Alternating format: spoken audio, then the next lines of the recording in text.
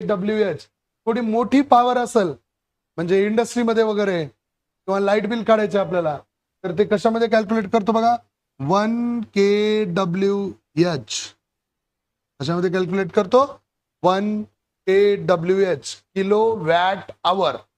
म्हणजे आपल्या घरी आता समजा हे लाईट आहे, हे आता एक लाईट आहे 50 वॅटची, दुसरी 50, तिसरी 50, म्हणजे टोटल पॉवर इथं किती झाला, 150 वॅट झाला.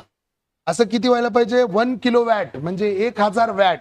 तर तुम्ही किती 1 तास वापरलात, तर त्या टायमिंगला एनर्जी किती होते, 1 kWh. आणि 1 kWh असते 1 युनिट.